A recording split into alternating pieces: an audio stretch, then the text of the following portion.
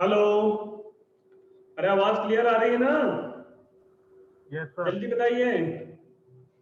ठीक है, चलिए वेलकम एवरीवन। दिस इज प्रेक्सा इंस्टीट्यूट। और जैसा आपको पता है, इतने दिनों से आपको बताई जा रहा है मैसेज पर कि ये एक रिवीजन क्लास है और एक स्पेशल रिवीजन क्लास है। देखिए ना, ऐसा प्रोग्राम कहीं भी नहीं चल रहा है, ठीक है ना। तो एक स्पेशल रिवीजन क्लासेस है, आप ज्यादा टाइम अपन नहीं लेते हैं ना। मैं एक या दो मिनट का केवल क्लास के बारे में इंट्रो दूंगा और वो आपके लिए जरूरी है सिर्फ इसलिए।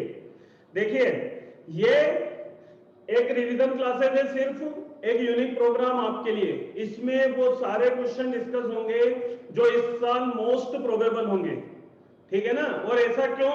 ऐसा मैं इसलिए बोल रहा हूं कि मैं पिछले 12 सालों से 10th बोर्ड एनटीएससी और 11-12 जेई पढ़ा रहा हूं, है ना। और हमारी जो टीम है, पिछले एक महीने से हम इसी पे ऊपर एनालिसिस कर रहे हैं, क्योंकि रेड्यूस्ड सिलेबस है।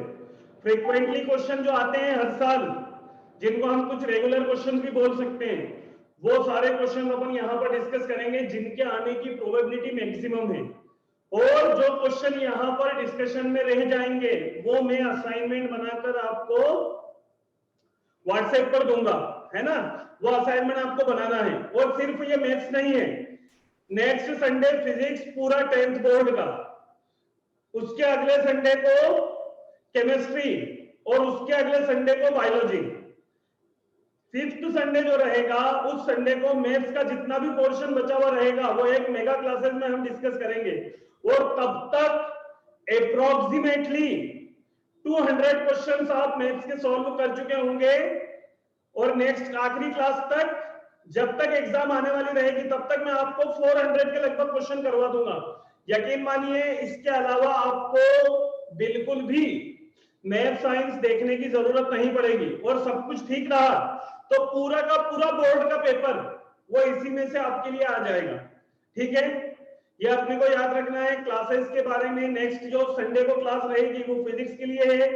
जो आपको क्लास लेने वाले हैं वो पिछले 15 सालों से इम्पोर्टेंट इसके ऊपर काम कर रहे हैं, बताएंगे है कुछ ना। रूल। हम ये हर साल ऑफलाइन में अपने बच्चों के लिए यूज करते हैं। ये प्रोग्राम हर साल ऑफलाइन के लिए चलाते हैं कि लास्ट के एक मंथ में मेगा रिवीजन क्लासेस लगाते हैं। और इससे आप यकीन रिवीजन तो अपनी मानिए चल रही है ना बाबूजी, रहने दीजिए।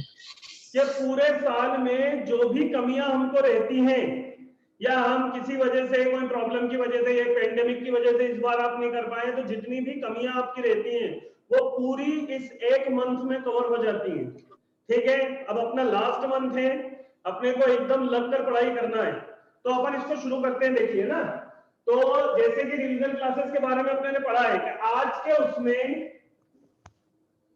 आपको पहले तो trigonometric ratio means introduction of trigonometry, दूसरा अपन पढ़ाएंगे एप्लीकेशन ऑफ ट्रिग्नोमेट्री,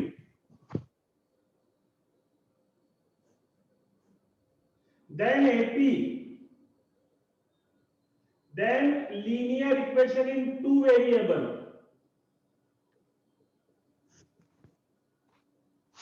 और सबसे आखिरी में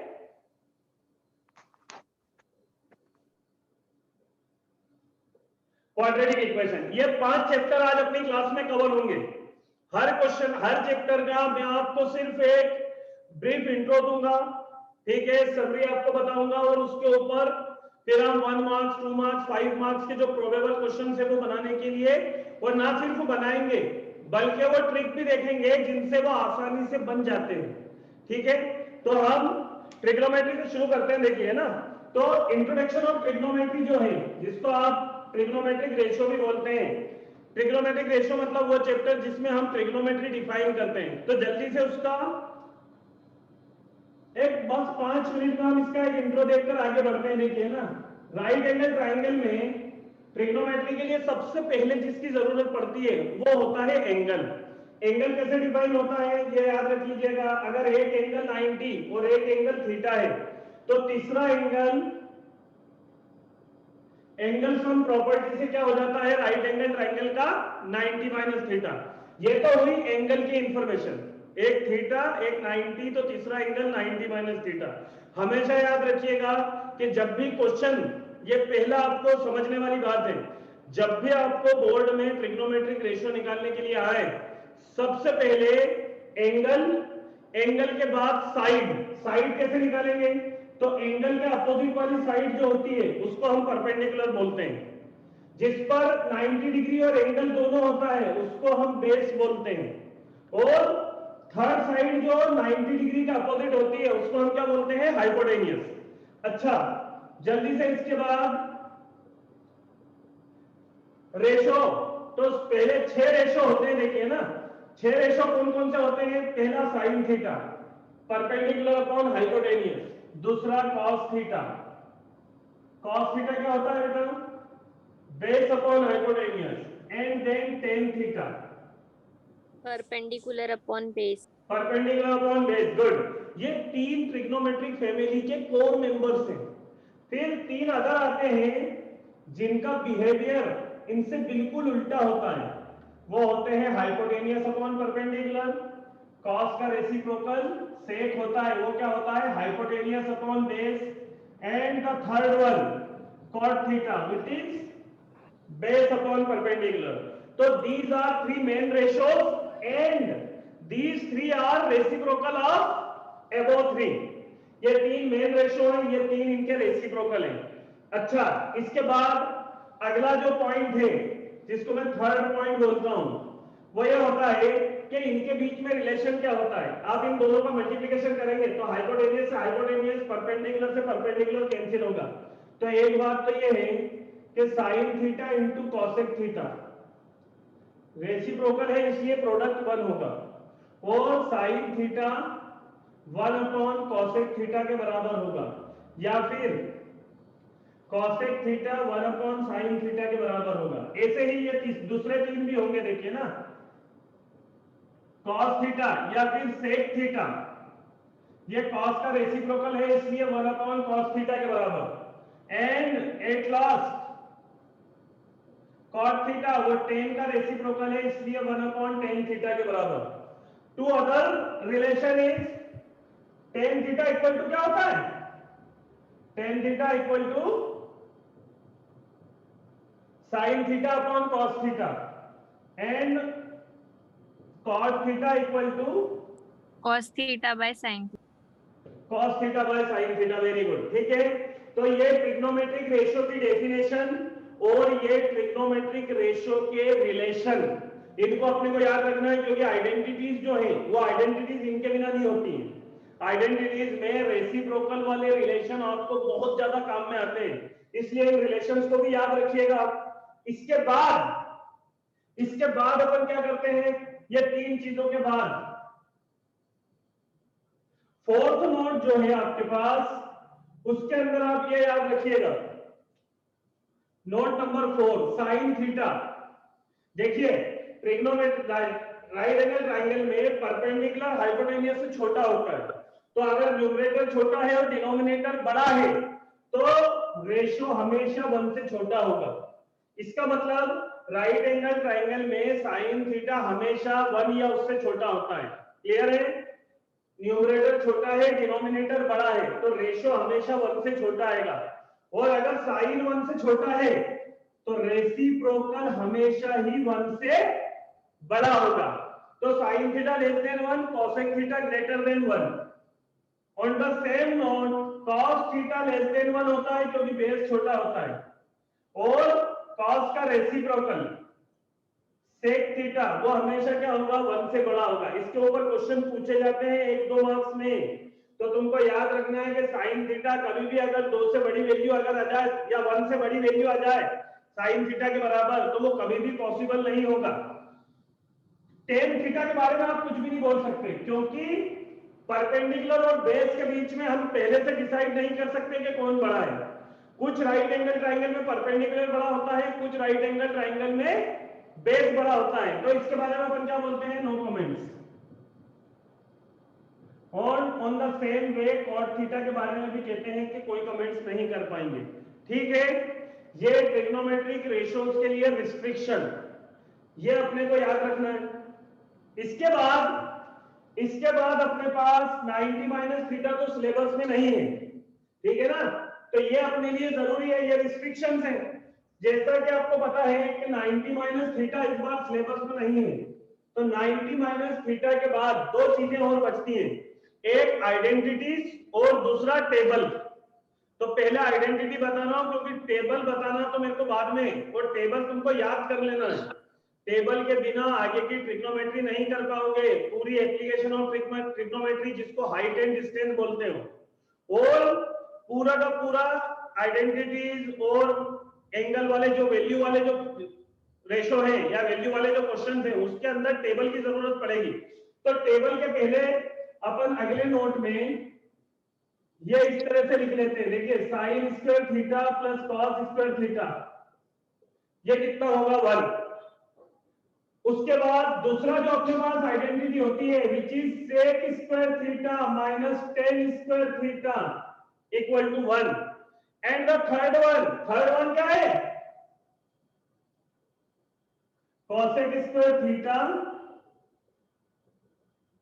minus cot square theta equal to 1. These three are fundamental identities in trigonometry. ठीक है, these three are fundamental identities. इनको हमको याद रखना है, इनकी हेल्प से हम फर्दर बहुत सारी आइडेंटिटीज को प्रूव करेंगे। अब सबसे लास्ट में टेबल, वो टेबल के लिए मैं जैसा बोल रहा हूं कि इस साल 90 माइनस थीटा के क्वेश्चंस नहीं है, इसलिए इस साल ये अपने लिए मोस्ट आईएमपी हो गई। टेबल आपको याद कर लेना है, और टेबल के लिए फर्दर आईएमपी इंफॉर्मेशन कि आप बोर्ड के अंदर आधा घंटा पहले वहां पहुंच जाते हैं, जल्दी से अपनी एंट्री फिलअप करके सबसे पहला काम करना है टेबल पीछे बना लेना है रफ में, क्योंकि टेबल के ऊपर एक 100% 5 मार्क्स का क्वेश्चन एप्लीकेशन ऑफ ट्रिग्नोमेट्री से आएगा, और हो सकता है कि 3 मार्क्स का क्वेश्चन ट्रिग्नोमेट्रिक टेबल की वैल्यूज के ऊपर आ जाए। तो 10 मार्क्स के लगभग अगर ट्रिग्नोमेट्री आता है तो उसके लिए टेबल बनाना कोई मुश्किल का काम नहीं है। ठीक है, अब टेबल बनाने के लिए अपन क्या करते हैं आपको पता है, देखो टेबल जो है वैसे तो तुम क्वेश्चन बना के याद रख लेते हो, लेकिन टेबल में बनाने का एक आसान तरीका आपको पहले भी बताया होगा।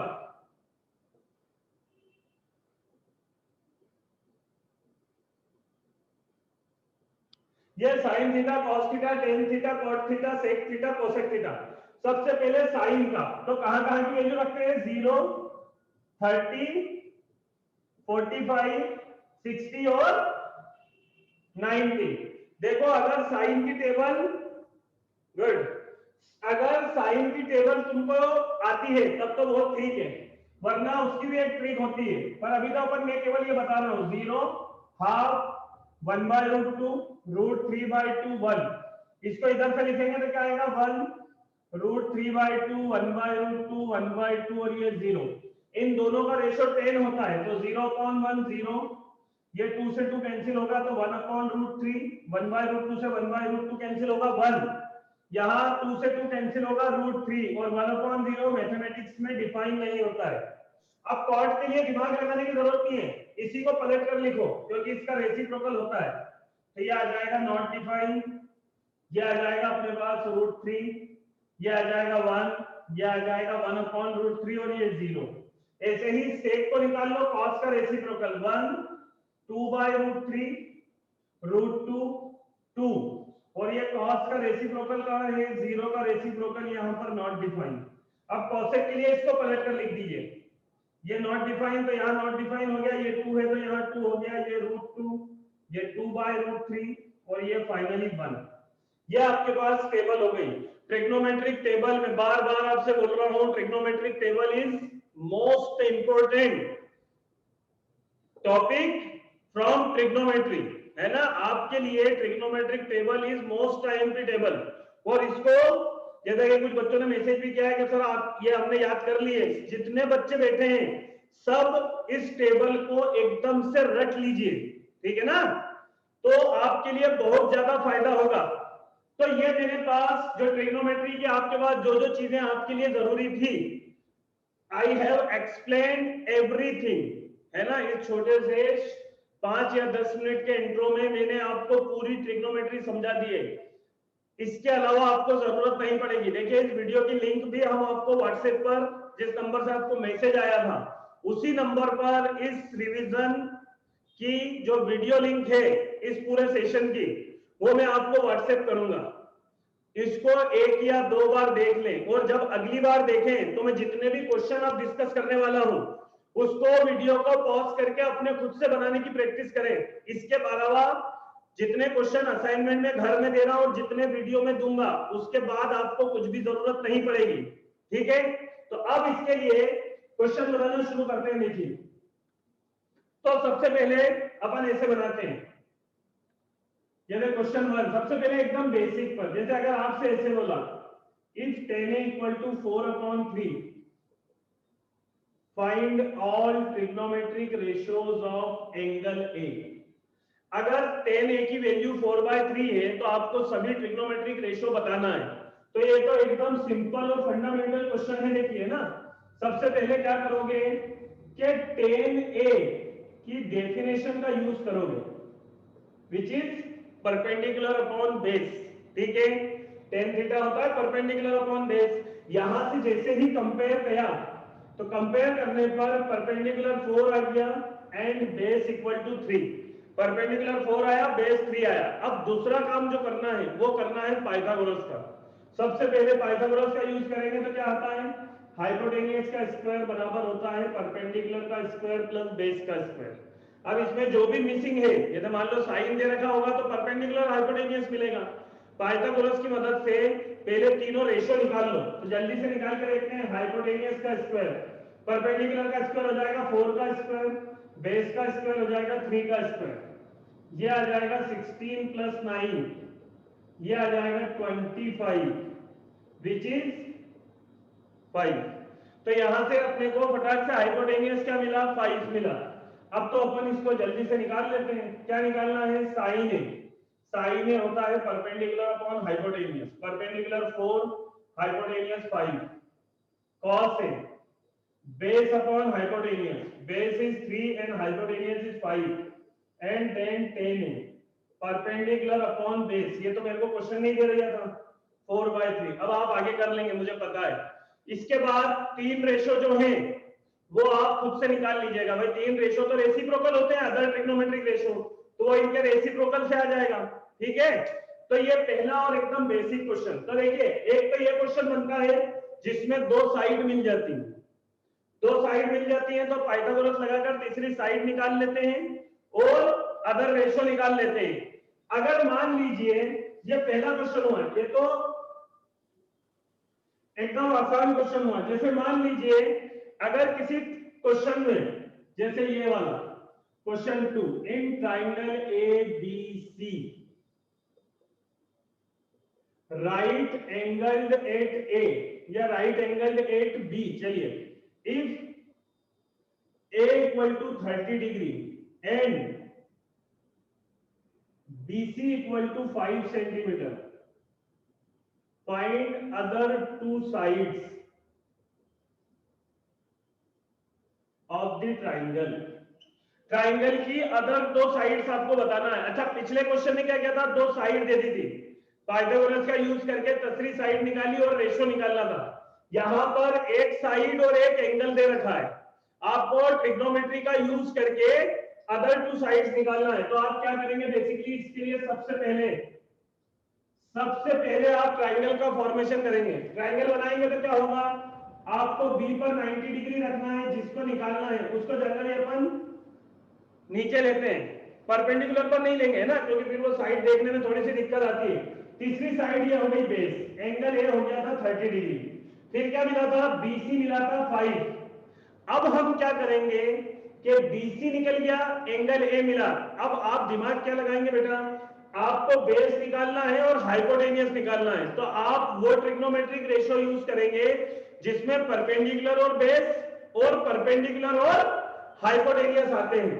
तो परपेंडिकुलर हाइपोटेनियस आपको बहुत अच्छे से पता है कि साइन में परपेंडिकुलर और हाइपोटेनियस आते हैं। साइन होता है परपेंडिकुलर अपॉन हाइपोटेनियस, साइन 30 कितना होता है, तो यहां टेबल से देख लेते हैं 1/2।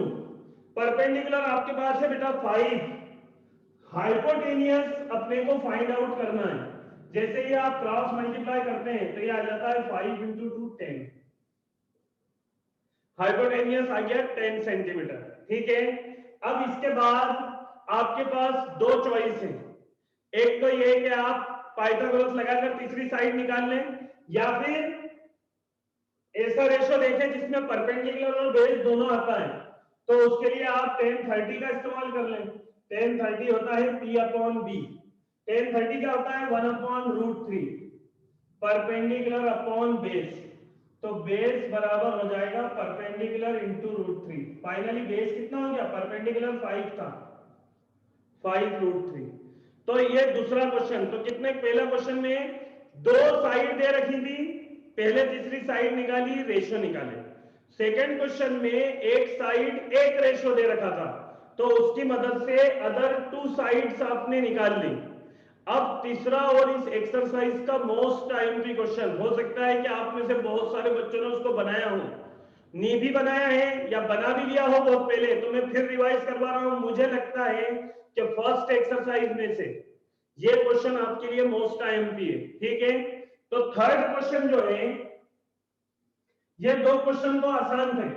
तीसरे क्वेश्चन में एक क्वेश्चन आपके पास ऐसा है वहां पर जो मोस्ट आईएमपी क्वेश्चन है पहली एक्सरसाइज के लिए। क्वेश्चन क्या है,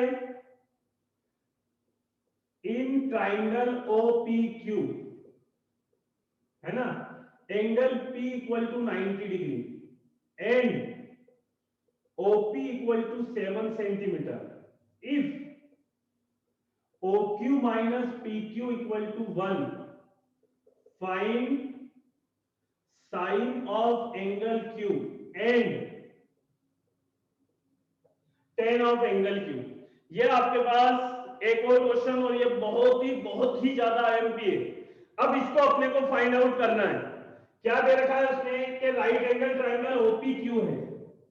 तो राइट एंगल ट्राइंगल OPQ में मेरे को क्या करना है, फिर वही बार बार बातें अपन कर रहे हैं कि P 90 डिग्री है, तो ये तो P हो गया, जिसको फाइंड आउट करना है उसको यहां रख लेते हैं। ये तो हो गया PQ, तो तीसरी साइड बची O। अब आपको क्या दे रखा है, एंगल Q के लिए OP आपको 7 दे रखा है। आपको फाइंड आउट करना है पहले अदर दो साइड, क्योंकि आपको तभी तो ट्रिग्नोमेट्रिक रेशो मिलेंगे। तो सबसे पहले मैं यूज करता हूं पाइथागोरस थ्योरम का। तो पहले तो मैं देख लूं कि मेरे को गिवन क्या है।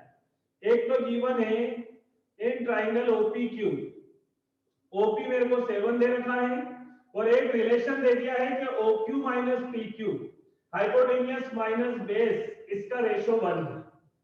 अब अगर हाइपोटेनियस माइनस बेस का रेशो 1 है, तो मैं पहले पाइथागोरस का यूज करूंगा।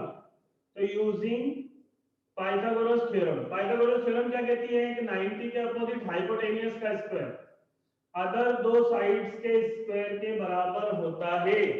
दैट इज OQ स्क्वायर बराबर OP square plus PQ square. अब मैं क्या है OP PQ को उधर ले जाता हूं, तो क्या हो जाता है OQ square minus PQ square बराबर OP की जगह मैंने रखा 7, तो ये 7 का स्क्वायर हो गया। अच्छा, OQ square minus PQ square, तो A square minus B square क्या होता है, A square minus B square, A square minus B square होता है A minus B into A plus B बराबर 7 का स्क्वायर कितना हो गया बेटा 49। अब आपको ये तो पता है कि क्वेश्चन में तो बोला है कि OQ माइनस PQ कितना है 1, तो यहां तो मैंने 1 लिख दिया। 1 इंटू OQ प्लस PQ बराबर 49। ये मेरे पास 49 आ गया। अब तो बड़ा आसान है, अब तो बहुत छोटे में ही हो जाएगा। OQ प्लस PQ आपके पास 49 है, और OQ माइनस PQ आपके पास 1 है। तो जब आप इन दोनों को ऐड करेंगे, तो ऐड करने पर ये कैंसिल आउट हो जाएगा, और OQ प्लस OQ हो जाएगा 2OQ बराबर आ जाएगा 50। तो OQ बराबर हो जाएगा 25। ये तो एक साइड मिल गई। अब जैसे ही आपको OQ मिला, तो आपको ये रिलेशन पता है कि OQ और PQ का डिफरेंस 1 है।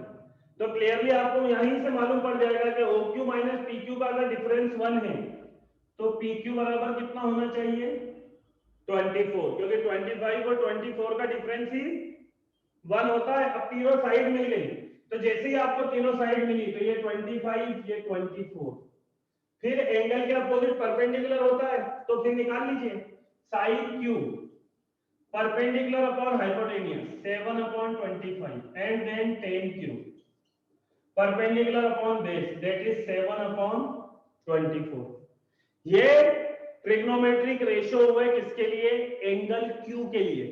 ठीक है, तो ये क्वेश्चन आप याद रखिएगा। ऐसा ही एक क्वेश्चन आपको स्टेट बोर्ड की जो पहली एक्सरसाइज है ट्रिग्नोमेट्री की, उसके अंदर भी एक क्वेश्चन इसी टाइप का दे रखा है।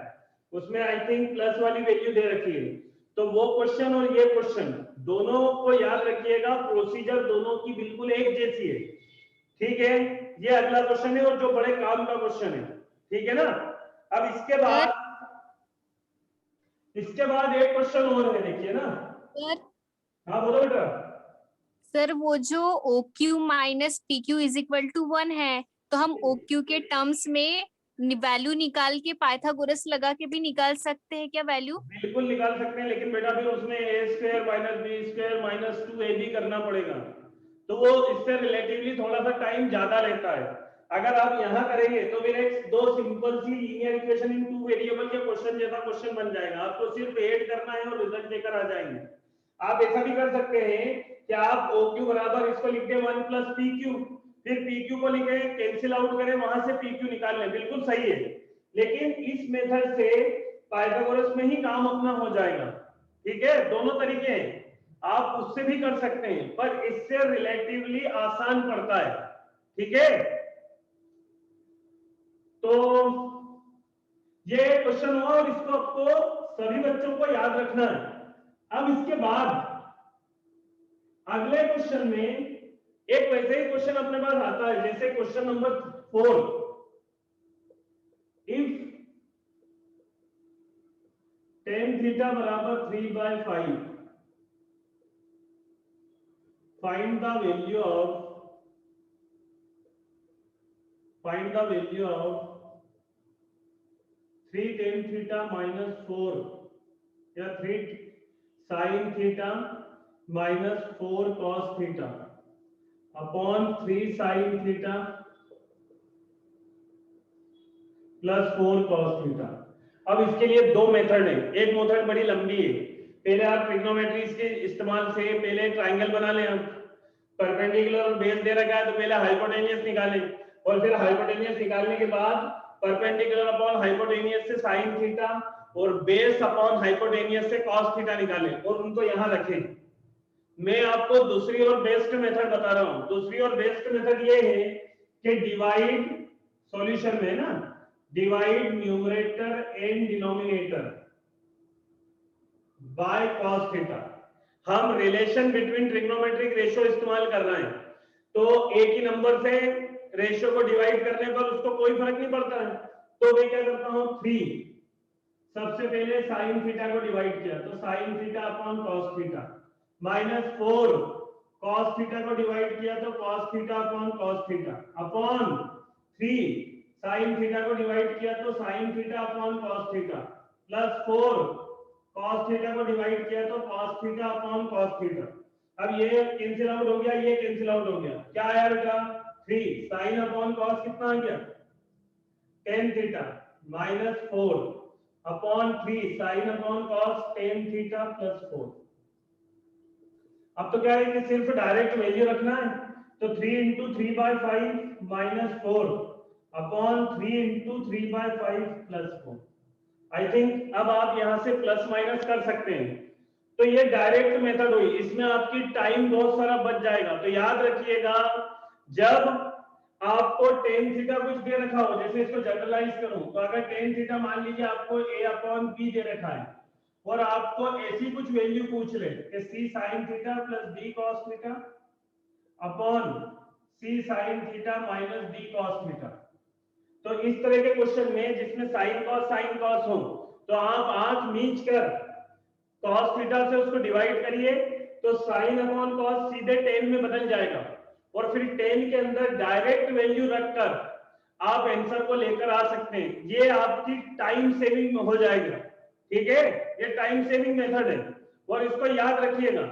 अब अपन फिर से आते हैं ट्रिग्नोमेट्री में इस टेबल के इस्तेमाल के लिए।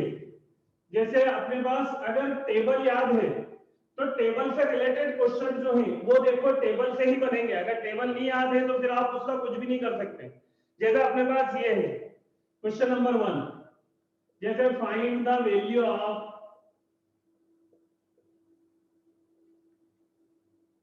अपन ऐसे लिखें cos 45 upon sec 30 plus cosec 30। अब ये क्वेश्चन है मान लीजिए आपके पास। अब अगर आपको ट्रिग्नोमेट्रिक रेशियो में ही दिक्कत है या टेबल में ही दिक्कत है, वैल्यू नहीं आती है, तो फिर आपको यहीं छोड़ना पड़ेगा, आपके पास कुछ भी नहीं है। लेकिन अगर याद है तो आप इधर टेबल से देखें, cos 45 की वैल्यू होती है 1/√2, sec 30 cos 30 का रेसिप्रोकल होता है 2/√3, cosec 30 sin 30 का रेसिप्रोकल होता है 2। यहां से देखकर लिख दिया। अब तो क्या है, अब कुछ भी नहीं है, अब तो एक सिंपल लाइन जैसा कैलकुलेशन आपने किया है। यह आ गया 1/√2 इंटू 1 ये 2 कॉमन निकाल लिया तो ये आ जाएगा 1/√3 प्लस 1। अब फर्दर आप कर लीजिएगा, देखिए ना नीचे तो ये √3 ऊपर चला जाएगा बेटा और नीचे आ जाएगा 2√2 इंटू √3 प्लस 1। आप चाहें तो ऊपर नीचे √3 माइनस 1 से मल्टीप्लाई करके उसको रेशनलाइज कर सकते हैं। ये अदर चीजें हैं ना, वो किस हिसाब से आप करना चाहे वहां पर।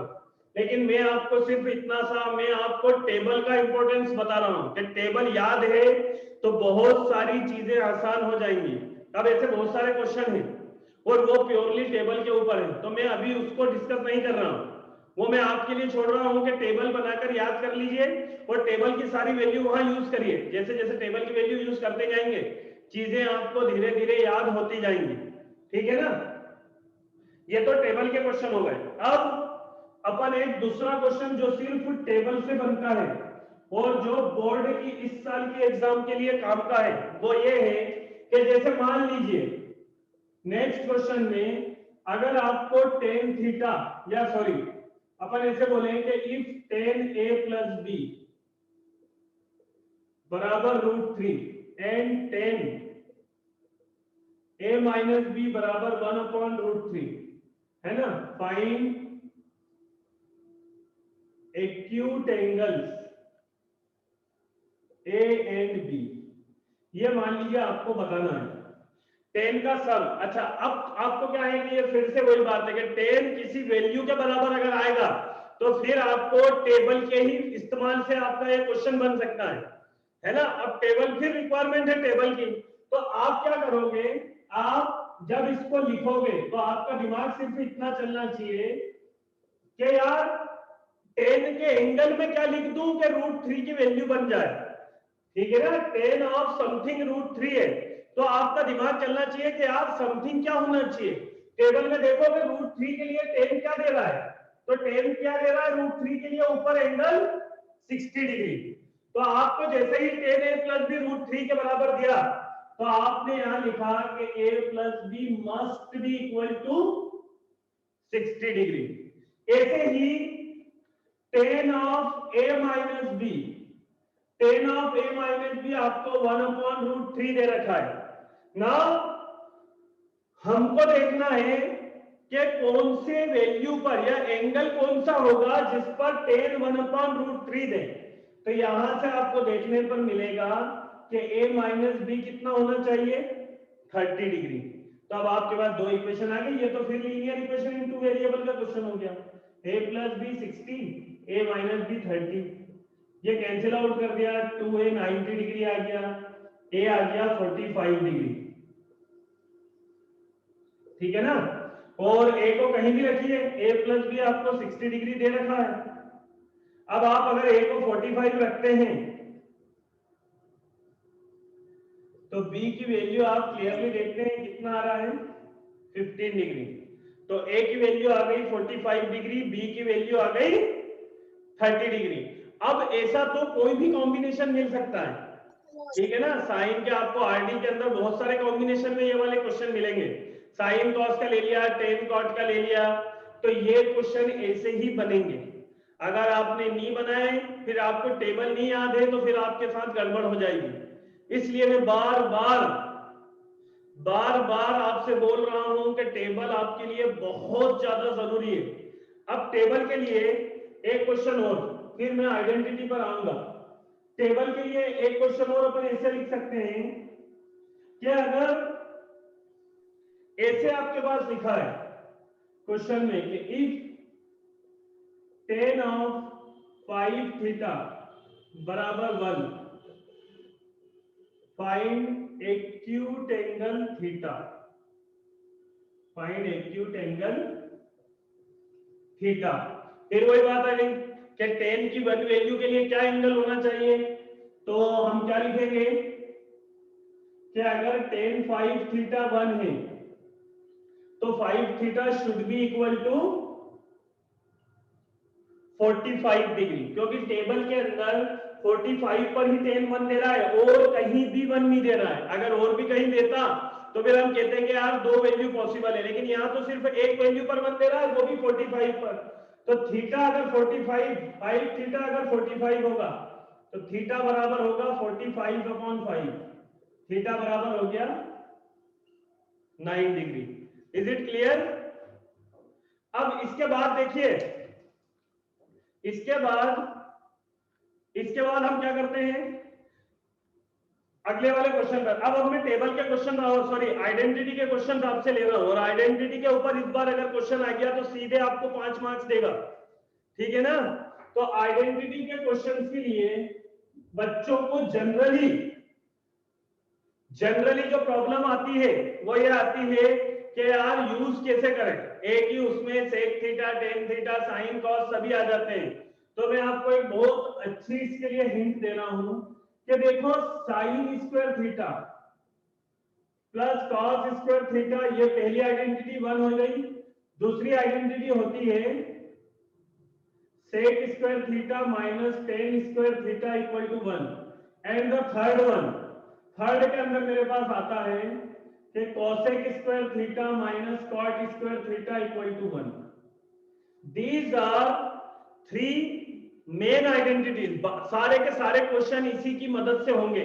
अब अगर एक क्वेश्चन में इनमें से कुछ भी दो कॉम्बिनेशन आ जाए, जैसे आपके पास सेक और साइन आ गया, तो या तो डायरेक्ट सेक को किसमें बदल दें, कॉस में, या साइन को टेन में बदलने की कोशिश करें। तो याद रखिएगा, अगर सेक और साइन में क्वेश्चन आया है तो सेक को कॉस में बदलिए, क्योंकि साइन और टेन के बीच में डायरेक्ट कोई रिलेशन नहीं होता है। तो जब भी एक से ज्यादा एक ही क्वेश्चन में रेशो आ जाए तो कोशिश करें कि सिमिलर जो एक आइडेंटिटी में जो दो रेशो यूज हो रहे हैं हम जल्दी से उसमें क्वेश्चन को बदल लें, ठीक है ना? जैसे पहला क्वेश्चन, जैसा अपने को ये दे रखा है, ये prove that sec theta into 1 minus sine theta into क्या लिखूं मैं, sec theta plus tan theta, ये मेरे को यूज करना है कि 1 के बराबर है। अब इसको देखो तुम यार, इसके अंदर क्या है कि यार या तो सेक टेन में यूज होगा या साइन कॉस में होगा, ऐसा तो कुछ नहीं है कि सेक और साइन के बीच में आइडेंटिटी हो गई। तो अब आपको क्या करना है, अब आपको एक आइडेंटिटी में इसको लेकर आना है। तो इतना सारे सेक को बदल के साइन कॉस में लाने से अपन क्या करें, एक ही साइन को टेन में बदलने की कोशिश करें। तो मैं क्या करता हूं, एलएचएस में पहले सेक को अंदर ले जाता हूं, ये आ जाएगा sec theta minus sec theta sine theta into sec theta plus tan theta, ये इस तरह से अपन ने ले लिया। अब सेक किसका रेसिप्रोकल होता है, जल्दी बताइए। अरे कॉस। कॉस। तो ये आ जाएगा, देखिए सेक थीटा माइनस, ये सिंपली हो गया sine theta upon cos theta, ठीक है ना? सेक कॉस का रेसिप्रोकल होता है, और ये हो गया sec theta plus tan theta, sine upon cos हो गया टेन, तो ये कुल मिलाकर हो जाएगा sec theta minus tan theta, sec theta plus tan theta, a minus B into A plus B, A minus B into A plus B हो जाता है A square minus B square, और ये सेकेंड आइडेंटिटी बन गई। जैसे ही ये सेकेंड आइडेंटिटी बनी, वैल्यू आ गई 1। अब देखो अगर आप अपनी एनसीईआरटी देखोगे तो ये क्वेश्चन वहां पर बड़ा टिपिकल तरीके से करा है, पहले सबको साइन कॉस में बदला, फिर साइन वाली आइडेंटिटी लगाई, उसमें बहुत लंबा क्वेश्चन होता है। ये मैं आपको एकदम आसान वे में बता रहा हूँ, यहाँ पर केवल 3 ही लाइन में ये क्वेश्चन बन गया है। तो अपन इसी तरह से सोचेंगे कि यार क्वेश्चन को इसी तरह से क्वेश्चन को अप्रोच करें कि एक जैसे रेशियो में आइडेंटिटी आ जाए, या तो साइन कॉस में क्वेश्चन को बदल दूं, या सेक कोसेक में क्वेश्चन को बदल दूं, या कोसेक कॉट में क्वेश्चन को बदल दूं, तो क्वेश्चन का आंसर जल्दी आ जाता है। ठीक है ना? तो ये तो मेरा पहला क्वेश्चन हुआ आइडेंटिटी के ऊपर। आइडेंटिटी के ऊपर अगला क्वेश्चन जो है वो मैं इस तरह से लेता हूं। देखिए ना, आपके अंदर क्वेश्चन नंबर 2 आपको ये शो करना है। देखिए ज्यादातर क्वेश्चन में प्रूफ करने की जरूरत पड़ती है, इसमें अपने को ये शो करना है कि sec square theta plus cosec square theta root के अंदर ये बराबर होता है tan theta plus cot theta के। अब देखो इस क्वेश्चन में मेरी लाइन ऑफ थिंकिंग क्या होना चाहिए कि यार एलएचएस में तो रूट था, आरएचएस जो है वो रूट से फ्री है, मतलब मेरा कुछ परफेक्ट स्क्वायर टाइप बनेगा, परफेक्ट स्क्वायर बनेगा तभी वो रूट के बाहर आ सकता है। तो परफेक्ट स्क्वायर के अंदर मैं क्या करूंगा, इसमें इसके अंदर मैं करता हूं कि रूट एलएचएस जब मैं लेता हूं तो 10 अगर इधर आ गया तो सेक स्क्वायर थीटा के बराबर क्या होगा, 1 प्लस 10 स्क्वायर थीटा। तो मैंने सेक स्क्वायर थीटा की जगह यूज किया 1 plus 10 square theta, plus cosec square theta की जगह मैंने यूज किया 1 plus cot square theta. Cot square theta. अब ऐसा करने से क्या हुआ बेटा, ऐसा करने से रूट के अंदर ये आ गया 10 square theta plus cot square theta plus 1 plus 1 हो गया 2। अब आप वो सोचिए कि हमने पहले देखा था रिलेशन, वहां हमने बोला था कि टेन और कॉट एक दूसरे का रेसिप्रोकल है। तो यहां मैं बता रहा हूं अगर रेसिप्रोकल होंगे तो tan theta into cot theta कितना होगा, 1। तो अब मैं इस 2 के पास इसको लिख देता हूं, मैं इसको लिखता हूं tan square theta plus cot square theta plus 2, इसके साथ मैंने लिख दिया tan theta cot theta. Tan theta into cot theta हो जाएगा 1 और 1 इंटू 2 वो 2 ही रहेगा। अब क्या हुआ जल्दी से देखिए, A square plus B square plus 2ab क्या दिख रहा है ये, अरे ये किसका फॉर्मूला होता है, A plus B whole square. हाँ तो ये आ जाएगा tan theta plus cot theta का होल स्क्वायर, और जैसे ही होल स्क्वायर आया तो फिर रूट के बाहर आ गया, तो ये आ जाएगा tan theta plus cot theta, और ये आपके पास आरएचएस है, यही आपको प्रूफ करना है। ठीक है ना? तो देखो क्वेश्चन एग्जाम के पॉइंट ऑफ व्यू से जो काम की चीज आपको बताना चाह रहा हूं वो ये बताना चाह रहा हूं कि 2 मिनट आइडेंटिटीज के क्वेश्चन को सोचिए कि यार यहाँ पर जैसे 10 कॉट में चेंज होना था, रिजल्ट तो अल्टीमेटली 10 कॉट में आ रहा था, तुम ये सोचोगे यार सेक कोसेक का डायरेक्ट 10 कॉट में आ सकते हैं, अगर आ सकते हैं तो फिर यूज करो। हर क्वेश्चन में 5 मार्क्स के क्वेश्चन में कम से कम 1 मिनट अपने लिए सोचने के लिए रखो।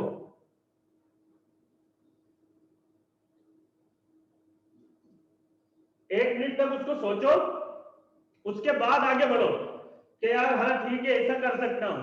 ये पहला दूसरा आइडेंटिटी के ऊपर क्वेश्चन और काम का क्वेश्चन। अब तीसरा क्वेश्चन जो है, जो मुझे लगता है कि इस साल के लिए जरूरी है, अभी आज से 3 या 4 साल पहले भी आ चुका है, और तो कोई बहुत ज्यादा टफ भी नहीं है। देखिए ना, जैसे क्वेश्चन नंबर 4 या 3 जो भी आप अगला क्वेश्चन हो, मेरे को पता नहीं 3 होगा शायद, आइडेंटिटी के ऊपर क्या करना है अपने को, प्रूव दैट cos की पावर 4 थीटा माइनस cos की पावर 2 थीटा बराबर sin की पावर 4 थीटा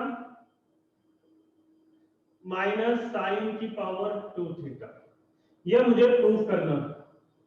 अब आप सोचिए कि यार LHS में cos है, RHS में sin है, इसका मतलब क्या होगा कि पहली आइडेंटिटी से मैं cos को पूरी तरह से sin में बदल दूं तो ही रिजल्ट आ सकता है। तो मैंने क्या किया, जब मैंने LHS को लिया तो LHS में मेरे अंदर मेरे पास था cos की पावर 4 थीटा माइनस cos की पावर 2 थीटा। सबसे पहले मैंने cos स्क्वायर थीटा को कॉमन निकाला, तो cos स्क्वायर थीटा को जैसे ही मैं कॉमन निकालता हूं तो यहां बचता है cos स्क्वायर थीटा -1। ठीक है, अब चाहो तो तुम ऐसे समझ लो कि अगर 1 उधर जाएगा तो cos स्क्वायर थीटा -1, sin इधर आएगा, तो यहां से होता कितना है, cos स्क्वायर थीटा अगर 1 उधर गया तो -1, sin इधर प्लस में था इधर आया तो sin में बदल जाएगा माइनस sin स्क्वायर थीटा में। तो मैं cos स्क्वायर थीटा -1 की जगह क्या लिख सकता हूं, माइनस sin स्क्वायर थीटा। अब cos को फिर बदलूं क्योंकि मेरे पास RHS में कोई cos नहीं है, तो cos स्क्वायर थीटा को ट्रिग्नोमेट्री से फिर लिखा मैंने 1 माइनस sin स्क्वायर थीटा, और 1 माइनस sin स्क्वायर थीटा पहले से था।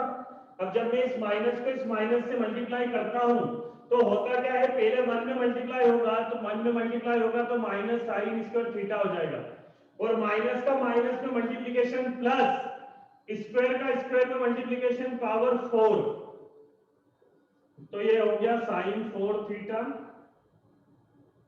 Minus sin square theta. ये अपने पास प्रूफ हो गया, यही तो RHS था। प्रॉब्लम किसी को जल्दी बताइए, नो सर। समझ में आ रहा है? Yes sir. Yes sir. तो इस तरह से हमारा अप्रोच होना चाहिए। हमको आइडेंटिटी के क्वेश्चन लगाने से पहले 5 या 10 मिनट तो, सॉरी 5-10 मिनट तो बहुत ज्यादा हो जाएंगे एग्जाम के लिए, हमको एटलीस्ट 1 मिनट सोचना है।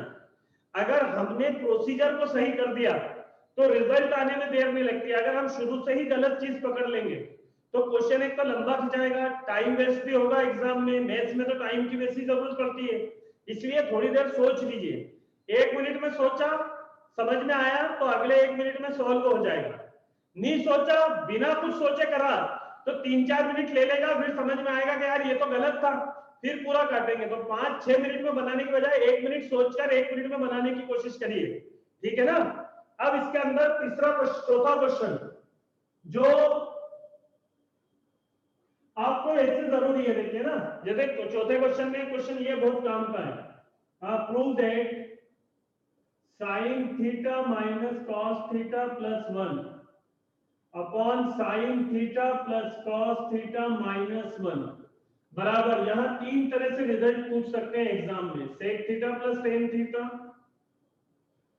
1 upon sec theta minus tan theta, और इसको कुछ लोग ऐसे भी लिखते हैं sin theta plus 1 upon cos theta. ये एक ही क्वेश्चन के या एक ही प्रूफ के 3 पार्ट है, मतलब एक कोई सा भी प्रूफ कर दीजिए, अदर दो आराम से प्रूफ हो जाएंगे। अब ये टेबल की जरूरत देखी नहीं है अपनी एप्लीकेशन ऑफ ट्रिग्नोमेट्री में, तो अभी आपको याद होगी, है ना। अब इसके अंदर देखिए, जब इसका प्रूफ अपन करने लगते हैं तो मैंने जैसे यहाँ प्रूफ करने के लिए LHS को उठाया। LHS क्या है मेरे पास, sin theta minus cos theta plus 1 upon sin theta plus cos theta minus 1। अब आप देखो यार, लाइन ऑफ थिंकिंग तो ये होना चाहिए कि यार ये sin cos में है और ये sec tan में रिजल्ट दे रहा है। तो सबसे पहले हम क्या करें कि पहले अपने पूरे क्वेश्चन को किस में बदल दें, sec और tan में, और जब sin cos को sec tan में बदलना हो तो there is a unique way. एक ही यूनिक वे क्या है कि आप न्यूमरेटर और डिनोमिनेटर को डिवाइड, न्यूमरेटर एंड डिनोमिनेटर किससे डिवाइड कर दें, cos थीटा से। जैसे ही आप न्यूमरेटर डिनोमिनेटर को cos थीटा से डिवाइड करोगे तो क्या होगा, sin theta upon cos theta minus cos theta upon cos theta plus 1 upon cos theta, और यहां पर अपने पास आ जाएगा, नीचे क्या आएगा, नीचे आएगा sin theta upon cos theta, cos theta upon cos theta, और माइनस 1 अपॉन cos थीटा। ये ऐसे हो गया अपने पास। अब इसके अंदर तो क्या आएगा, आराम से आप देख सकते हो, sin upon cos tan theta, ये tan थीटा हो जाएगा। पहले मैं इसको लिख देता हूं, 1 अपॉन cos थीटा आपके पास हो गया sec थीटा, ठीक है ना, और माइनस का 1, और ऐसे ही नीचे अगर आप देखेंगे तो पहले वाला आएगा tan थीटा, लास्ट से आएगा sec थीटा, सेकंड से आएगा प्लस 1। यहाँ cos से cos कैंसिल होगा तो +1 आएगा। अब एटलीस्ट मैंने उसको tan और sec में बदल तो दिया है। अब आगे मेरे को सोचना है कि ये कैसे आएगा। तो अब देखो sec theta plus tan theta common निकल रहा है ऊपर से, मतलब रिजल्ट अब सिर्फ sec theta plus tan theta आना है, मतलब डिनोमिनेटर को कैंसिल आउट होना पड़ेगा। तो इसके लिए एक यूनिक मेथड है ना, ये इसी क्वेश्चन में यूज होगी।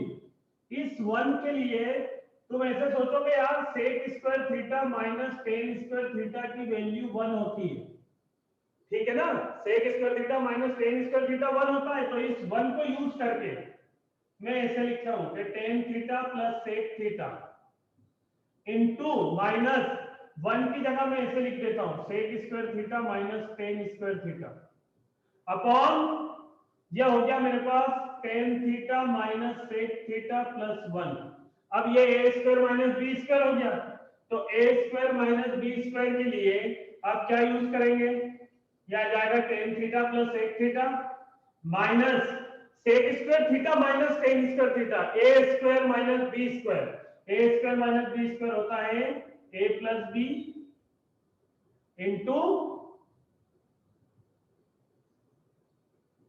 a माइनस b अपॉन ये वापिस ऐसे लिख देते हैं tan theta minus sec theta plus 1।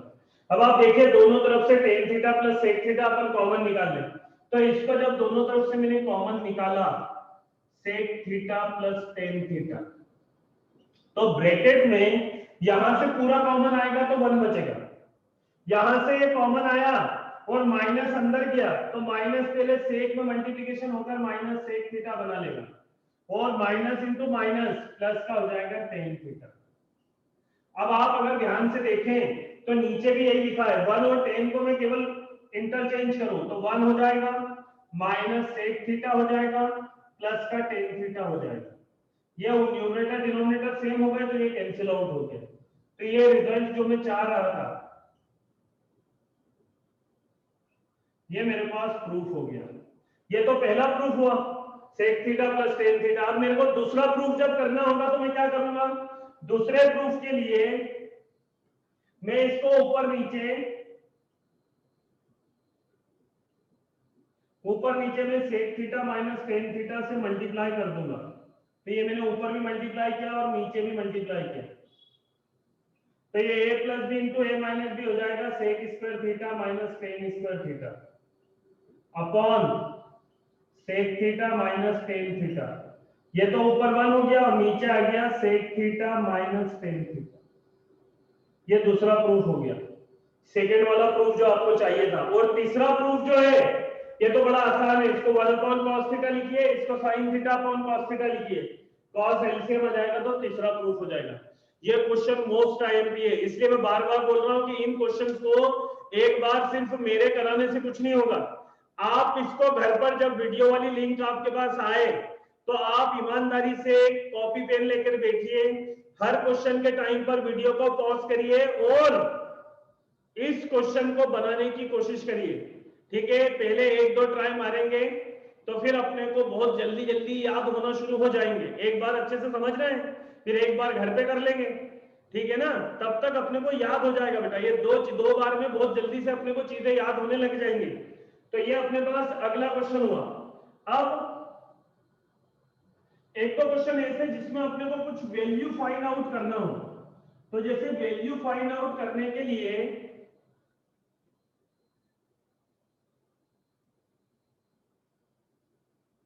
Value को फाइंड आउट करने के लिए अपन क्या करें, जैसे अपने पास ये क्वेश्चन है, यार आपको ऐसा क्वेश्चन दे दिया, जो भी हो नेक्स्ट क्वेश्चन है ना, sin theta plus cos theta मान लीजिए आपको दे रखा है P एंड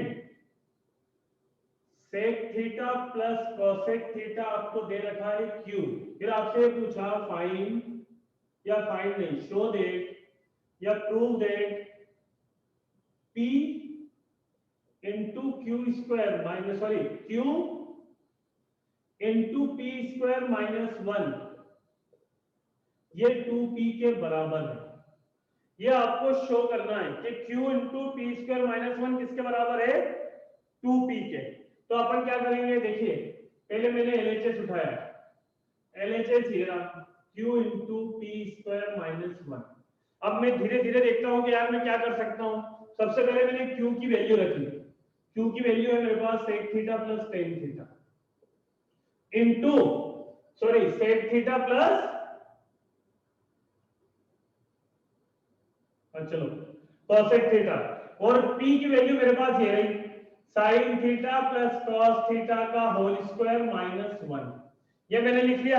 अब मैं sec थीटा को क्या लिख सकता हूं 1 upon cos theta, cosec theta को क्या लिख सकता हूं 1 अपॉन sin थीटा। ये तो मैंने यूज कर लिया। अच्छा यहाँ a प्लस b का होल स्क्वायर ओपन करता हूं तो ये आता है sin square theta plus cos square theta, क्या आता है plus 2 sin theta cos theta, और ये आ जाता है -1। अब यहाँ अगर आप देखो तो sin theta cos theta LCM आ जाता है, और क्रॉस मल्टीप्लाई करके ऊपर लिखना चाहो तो ऊपर आ जाएगा sin theta plus cos theta. यहाँ पर पहली identity sin square theta plus cos square theta 1, तो 1 plus 2 sin theta cos theta -1, ये 1 से 1 कैंसिल हो गया बेटा। क्या आया, ये आया आपके पास sin theta plus cos theta upon sin theta into cos theta into 2 sin theta cos theta. ये cos theta sin theta cos theta cancel हो गया। क्या आया बराबर में 2 time sin theta plus cos theta, which is 2 time sin theta plus cos theta की value थी P बराबर RHS। यही आपको प्रूफ करना, ठीक है। तो ये भी एक क्वेश्चन मोस्ट टाइम भी है, एग्जाम्पलर का क्वेश्चन है।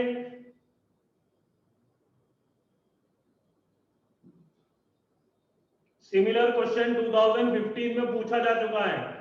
इस बार रेगुलर क्वेश्चंस आने के चांसेस बहुत ज्यादा हैं, इसलिए ऐसे क्वेश्चंस को आप याद रखिए, ठीक है। ये आपके काम की चीज हो गई। अब अपने पास इसके बाद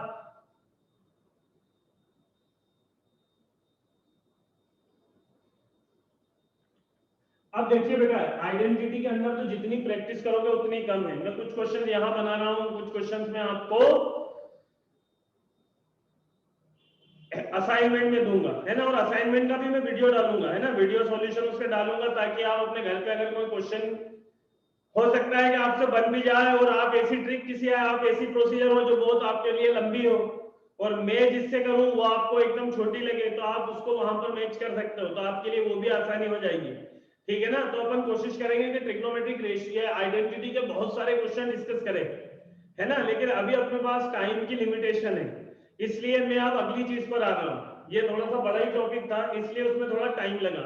अब दूसरा क्या आ रहा है अपने पास, दूसरा अपने पास टॉपिक जो है वो है अपने पास क्या, application of trigonometry. Application of trigonometry को दूसरे तरीके से आप बोलते हैं हाइट एंड डिस्टेंस, ठीक है ना। अब हाइट एंड डिस्टेंस में जल्दी से अपन कंसेप्ट को समझ लें, तो मैं बहुत ही शॉर्ट में बता रहा हूं।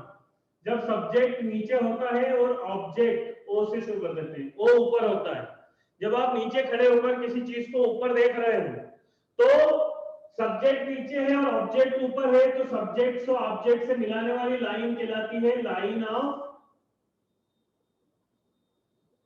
साइट, ठीक है ना। और सब्जेक्ट से पैरेलल लाइन अगर आप खींच दें, मतलब सब्जेक्ट से हॉरिजॉन्टल लाइन अगर खींचे अर्थ के पैरेलल, तो लाइन ऑफ साइट और हॉरिजॉन्टल लाइन, ये हॉरिजॉन्टल लाइन है ना, इनके बीच में जो एंगल बनता है वो एंगल क्या कहलाता है, एंगल ऑफ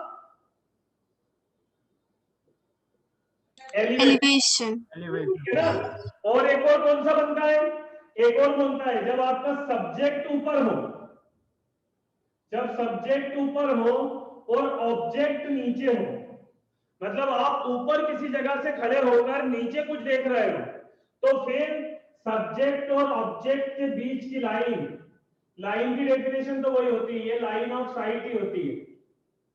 सब्जेक्ट से अब की बार जब आप पैरेलल लाइन खींचोगे ऐसे ऊपर से, जब आप नीचे देख रहे हो और ऐसे लाइन खींचेंगे, ये जो एंगल बनता है वो क्या कहलाता है, angle of depression, angle of depression, angle of depression. और इसके लिए एक ट्रिक ये है, ज्यादातर क्वेश्चन में जो यूज होती है, कि अगर आप इस ऑब्जेक्ट से ऐसे पैरेलल लाइन खींच दें तो ये डिप्रेशन, ये जो एंगल बन रहा है ये एंगल भी वही होगा।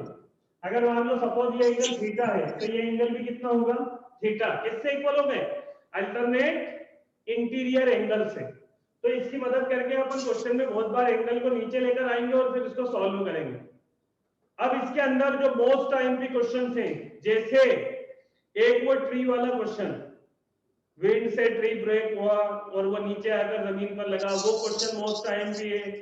टावर वाला क्वेश्चन है, जो बिल्डिंग वाला क्वेश्चन है, वो मोस्ट टाइम भी है। तो मैं वैसे 3-4 क्वेश्चन आपको यहाँ डिस्कस कर रहा हूँ, बाकी के क्वेश्चन आप घर पर प्रैक्टिस करेंगे। देखिए ना, तो ये तो इसके लिए थ्योरी थी, इसकी अपनी कोई थ्योरी नहीं होती है, देखिए ना। और आपको सुनकर अजीब लगेगा, या एक इंटरेस्टिंग फैक्ट इसके बारे में ये है कि ये जेई का आजकल सिलेबस हो गया है। जेई मेंस के अंदर रिपीट क्वेश्चन बनते हैं, बस एंगल जो है वो थोड़े से टिपिकल बना लेते हैं, जैसे 30, 15 डिग्री, 75 डिग्री, 120 डिग्री, ऐसे कुछ क्वेश्चन का यूज कर लेते हैं। बाकी सेम कंसेप्ट लगता है, एलिवेशन डिप्रेशन से ही क्वेश्चन बनते हैं वहां पर भी। अब इसके अंदर जैसे क्वेश्चन के बारे में अगर अपन देखें तो जैसे इसका ये क्वेश्चन बहुत ही ज्यादा अच्छा है, इसको याद रखिएगा, है ना। From a point P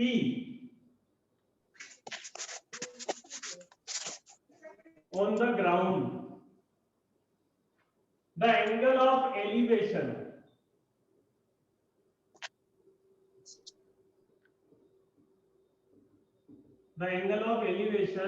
of top of a building is 30 degree, ठीक है ना। A flag is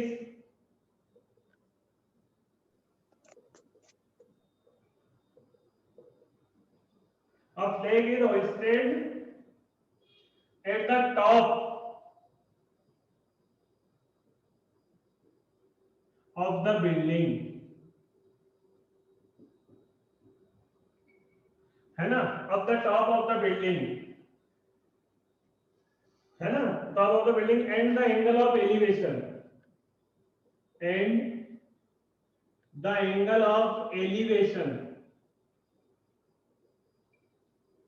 of the top of flag is 45 degree, है ना। फाइंड अच्छा, इसके अंदर कुछ क्वेश्चन के अंदर कुछ भी नहीं लिखा है क्या, 30 find the length of the flag stock, find the length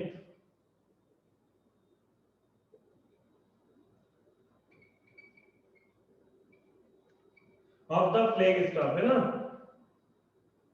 top of the building. चलो ठीक है, अपने को ऐसा कुछ दे रखा है क्या, top of a 10 metre building है यार, elevation of a top of a, यहां देखिएगा ना, top of a 10 metre tall building. अब आप क्वेश्चन को समझिए, एक 10 मीटर की बिल्डिंग है, 10 मीटर टॉल, तो अपने पास ऐसे अपन देखते हैं जल्दी से, ये 10 मीटर के आपके पास मान लीजिए, यहां से खींच दें, ये मान लीजिए ए बी एक बिल्डिंग है जिसकी लेंथ ये कितनी लंबी है, 10 मीटर की है।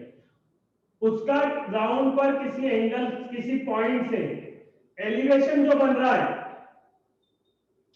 वो 30 डिग्री है, ठीक है ना। और बिल्डिंग पर एक फ्लैग है बीसी, उसका सेम पॉइंट पी से एलिवेशन कितना बन रहा है, 45 डिग्री। आपको क्या करना है, ये जो फ्लैग स्टॉक बीसी जो है इसकी अपने को लेंथ बताना है, तो मैं इसको h मान लूं। अब देखो बेटा, जब दो ट्रायंगल के अंदर दो एंगल का यूज हो और उसके अंदर एक एंगल जो है वो 45 डिग्री आ जाए, तो एक मोस्ट आईएमपी कंसेप्ट जो यहां यूज होगा, तो आप ट्रिग्नोमेट्री लगाने की बजाय 9th के आइसोसेलेस ट्रायंगल वाला कंसेप्ट यूज कर सकते हैं। ये वाला एंगल भी क्या होगा, 45, क्योंकि अगर ये 90 हो गया बड़े ट्रायंगल में और ये 45 हो गया तो तीसरा एंगल भी 45 हो गया। तो फिर मैं क्या करता हूं, सॉल्यूशन में सबसे पहले मैं इसी को यूज करता हूं, in triangle APC. Triangle APC में आप देखिए ध्यान से, एंगल सी और एंगल पी इक्वल है, तो एंगल सी और एंगल पी अगर इक्वल है तो एंगल सी के अपोजिट एपी और एंगल पी के अपोजिट एसी इक्वल हो जाएंगे। आपने पढ़ा है कि इक्वल एंगल के अपोजिट साइड भी इक्वल हो जाती है। तो एपी मेरे पास कितनी आएगी, AP तो ये रही, AC मेरे पास जो होगी वो कितनी हो जाएगी 10 प्लस H, ठीक है। AP बराबर कितना हो गई 10 प्लस ये 10 और ये H वो AC के बराबर है। अब तो मैं बहुत आसानी से इसका यूज कर सकता हूं, किसका यूज करूं अब मैं, अब AP मेरे पास ये आ गई 10 प्लस H। अब मैं इस ट्राइंगल का यूज करूं, in triangle ABP, triangle ABP में क्या दे रखा है देखो, एंगल के अपोजिट परपेंडिकुलर और बेस, तो मैं क्या करूंगा 10 30 बराबर आ जाएगा परपेंडिकुलर अपॉन बेस। 10 30 क्या होता है 1 अपॉन √3, परपेंडिकुलर आपके पास 10 था, बेस आपके पास था 10 प्लस H, क्रॉस मल्टीप्लाई करिए तो 10 प्लस H बराबर हो जाएगा 10 √3, H बराबर आ जाएगा 10 √3 minus 10, 10 time √3 minus 1. This is the length of the flag, ठीक है ना। तो ये क्वेश्चन बहुत काम का है, इसको आपको याद रखना है। देखिए ना, इस क्वेश्चन को रख लीजिएगा। और एक क्वेश्चन है, अब मैं क्वेश्चन को लिखा नहीं रहा हूं यार, है ना, आप बोर होंगे, बहुत लंबे क्वेश्चन हैं, तो मैं सिर्फ ये लिखा रहा हूं, पहले मैं बोल देता हूं, है ना, और आप उसको अपनी किताब में से मिला लीजिएगा, है ना। जैसे ये क्वेश्चन है अपने पास,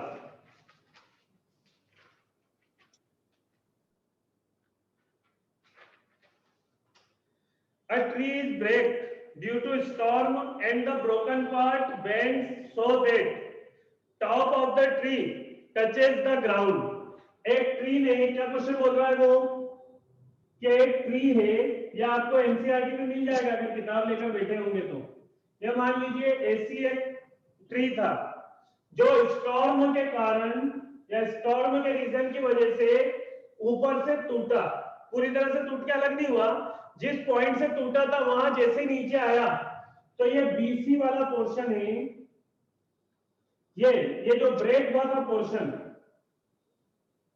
वो ब्रेक होकर ऐसे जमीन पर आ गया, और जमीन पर जहां आया वहां से इसने जो टूटा जहां से था उसके लिए एंगल 30 डिग्री बनाया।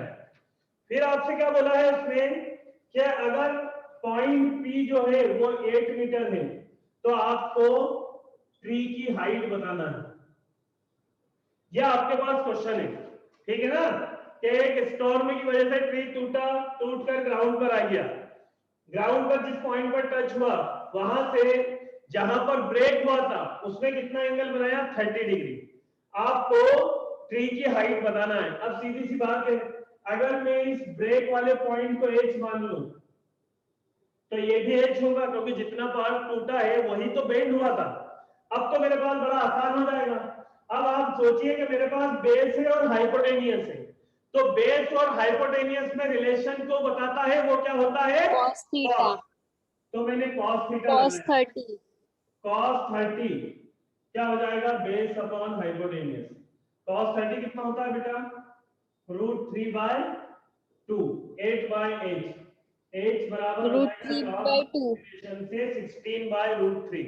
अब आप क्या करें, ऊपर नीचे √3 से मल्टीप्लाई करें, तो ऊपर तो हो जाएगा 16√3 और नीचे हो जाएगा √3 into √3।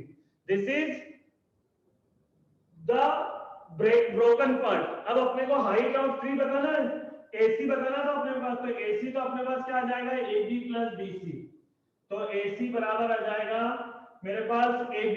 अरे अच्छा, AB तो अपने निकाला ही नहीं है भाई, AB की भी तो जरूरत पड़ेगी, तो AB निकाल लेते हैं। AB तो बड़ा आसान है, ये परपेंडिकुलर है, बेस भी दे रखा है, तो क्या होगा tan 30 डिग्री, tan 30 डिग्री, क्या बोले, क्या आ जाएगा AB perpendicular upon AP base बराबर आपके पास आ जाएगा tan 30। tan 30 की वैल्यू होती है 1/√3। अब 1/√3 का जब यूज करेंगे तो कितना आ जाएगा, AB बराबर आ जाएगा AP√3, है ना, तो AP ऊपर आया तो ये आ गया 8/√3। अब आप निकाल लीजिए बेटा, AC बराबर आ जाएगा कितना 16/16 √3/3 इनटू यहाँ पे ऊपर नीचे √3 से मल्टीप्लाई कर दो तो ये आ जाएगा 8√3/3, तो मेरे पास आ जाएगा बराबर कितना 8√3/3, कुल मिलाकर 16 और 8 आ जाएगा 24√3/3 विच इज 8√3। ये मेरे पास क्या आ गया, हाइट ऑफ द ट्री आ गया। ठीक है, ये क्वेश्चन भी बोर्ड के लिए बहुत जरूरी है। ठीक है ना। अब ऐसे और भी बहुत सारे क्वेश्चन बनेंगे, लेकिन अब अपने पास टाइम कम है, इसलिए आप ये एप्लीकेशन ऑफ ट्रिग्नोमेट्री के क्वेश्चंस को घर पर बहुत ज्यादा रिवाइज करिए। मैं असाइनमेंट में ज्यादातर क्वेश्चन आइडेंटिटी और एप्लीकेशन ऑफ ट्रिग्नोमेट्री के दूंगा, आप उसको बनाइएगा, और अगर वो नहीं बनेंगे तो फिर मैं आपको क्लास में ही उसका डिस्कशन करूंगा। ठीक है। अब अपने पास थर्ड चैप्टर जो आता है वो आता है एपी। ठीक है ना, अरिथमेटिक प्रोग्रेशन। तो अपने पास क्या होता है कि बहुत सारे प्रोग्रेशन, मतलब बहुत सारे सीक्वेंसेस हम जनरल लाइफ में देख लेते हैं, है ना। जेई के अंदर जैसे आप देखेंगे तो एपी, जीपी, एचपी बहुत सारे बनते हैं। अपने पास सिर्फ एक ही सीक्वेंस है और वो है एपी। तो पहले तो एपी क्या होता है आपने पढ़ा होगा, ए प्लस बी, ए प्लस 2d, ए प्लस 3d। इसकी nth टर्म कितनी होती है, a plus n minus 1 into D. और सम टू n टर्म्स होती है n by 2, 2a plus n minus 1 into D. या फिर आप उसको ऐसे भी कहीं कहीं देखते हैं, a प्लस l, जहां पर l जो है वो लास्ट टर्म होती है। अब इसके अंदर एक बात का याद रखिएगा कि ये जो एपी है, जो जनरल एपी है आपके पास, ये आपके लिए गूगल मैप का यूज कैसे करते हैं आप, किसी नहीं ना जी, अब बोलिए जल्दी।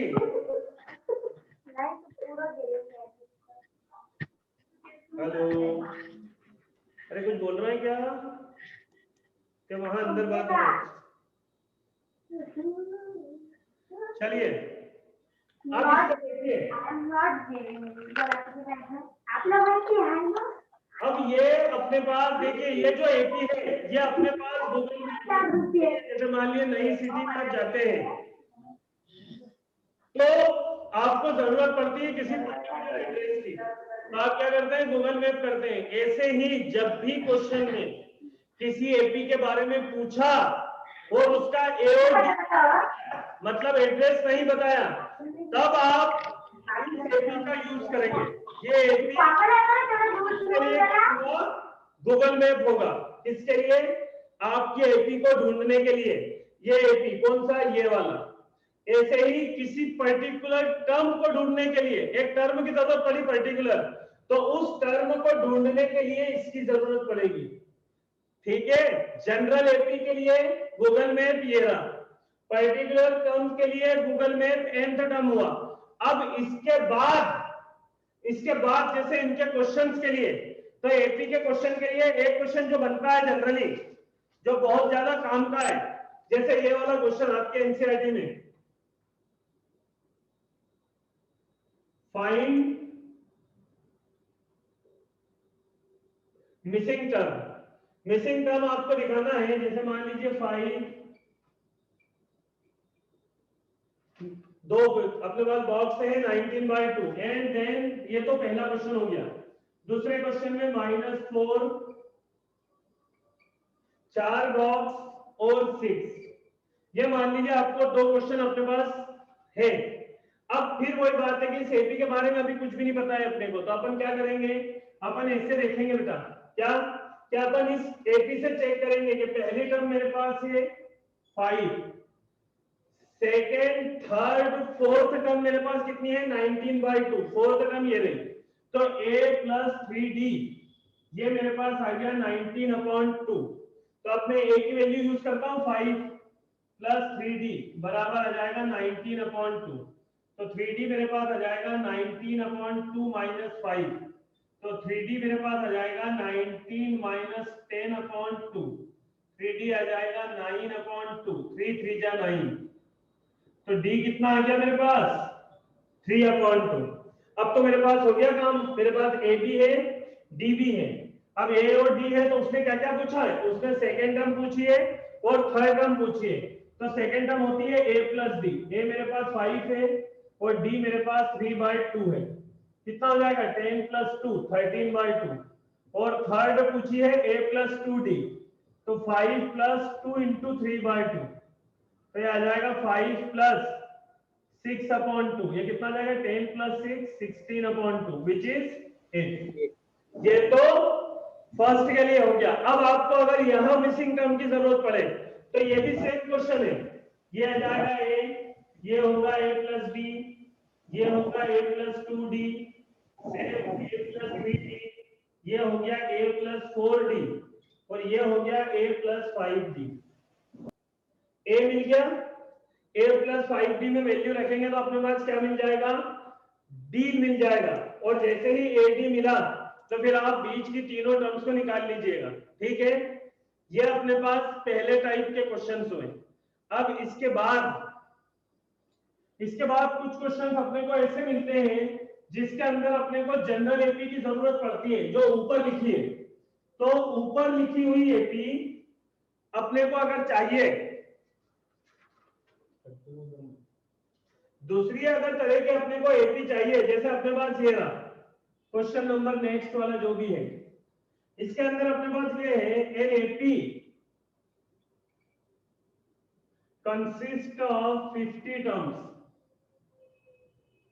an AP consists of 50 terms of which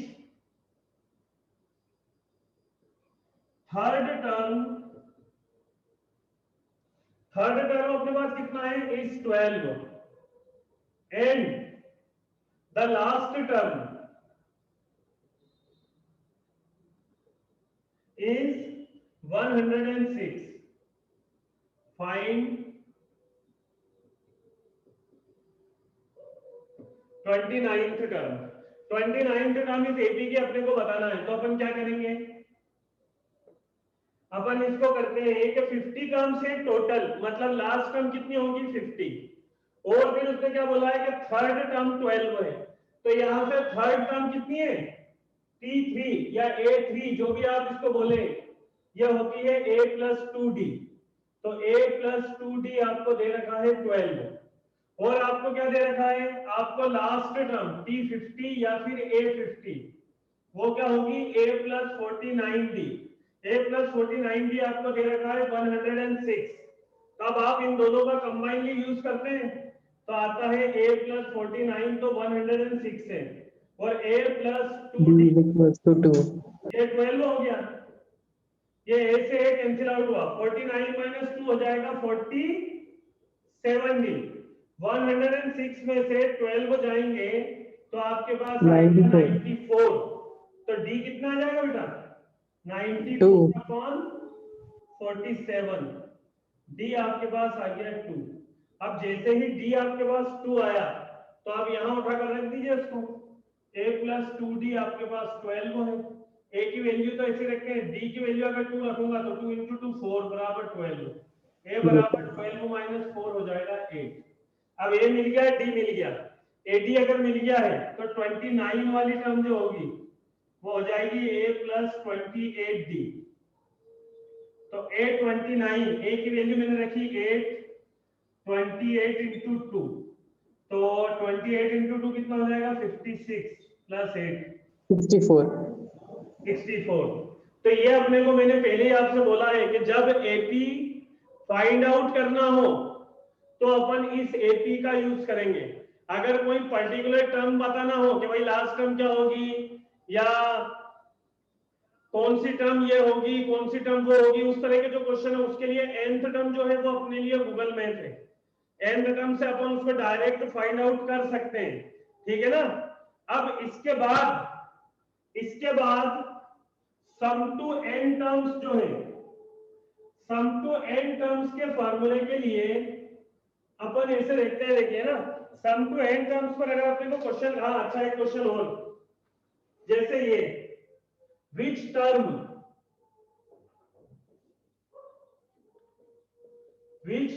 of the AP is कौन सा AP, ये वाला आपका 3, 15, 27, 39 will be 39 will be 132 more than its 54th term। ये आपको बताना है कि कौन सी टर्म 54 टर्म से 132 ज्यादा होगी। फिर मैंने आपको बताया कि अगर किसी पर्टिकुलर टर्म पर जाना है तो फिर nth टर्म का यूज करना होगा। तो अपन क्या बोलेंगे,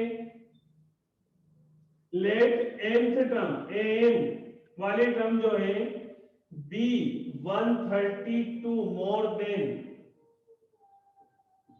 54th टर्म।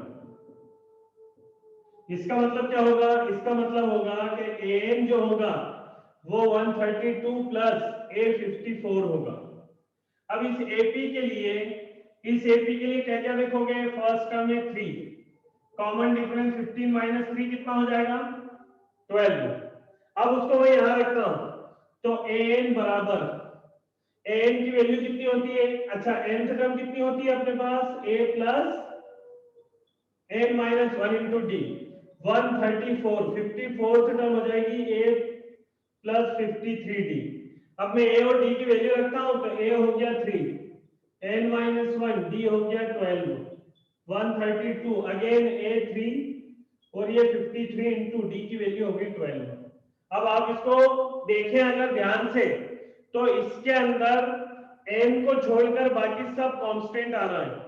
तो आप क्या करें, सीधा ही इसको इधर लेकर आइए, मल्टीप्लिकेशन करके सॉल्व करिए, सिंपलीफाई करके सीधे n की वैल्यू निकाल लीजिए। अब ये मैं आपके ऊपर छोड़ रहा हूं, टाइम अपने पास बहुत कम बचा है।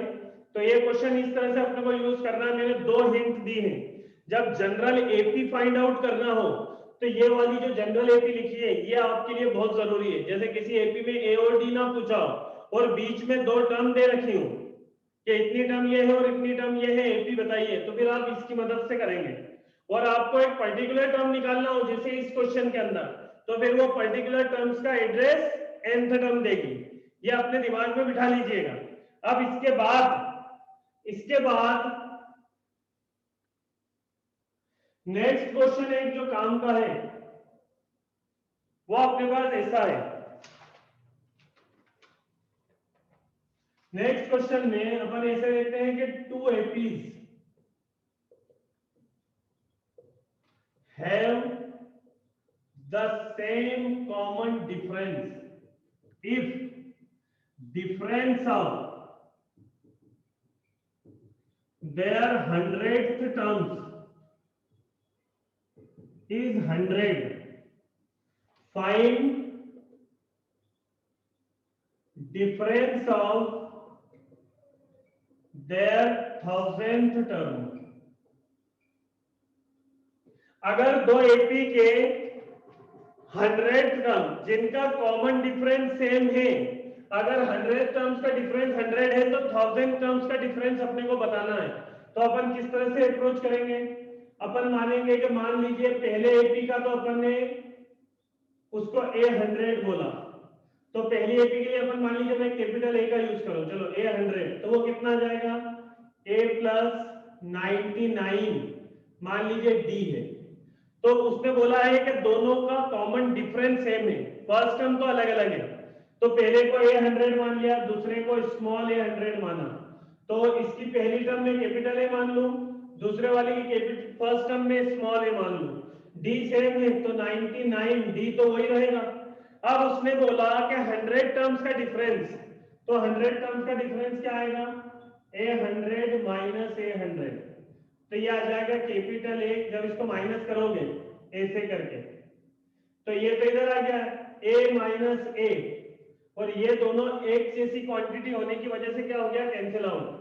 Capital A minus small A की वैल्यू उन्होंने बता दी है कि 100 आएंगे, ठीक है ना। 100 टर्म का difference capital A minus small A आ रहा था, वो डिफरेंस किसके बराबर आ रहा है 100 के बराबर। अब मैं क्या करूंगा, अपने 1000 टर्म्स का डिफरेंस लेने की कोशिश करूंगा, तो क्या आएगा 8000 माइनस 8000, इसी में रखते हैं।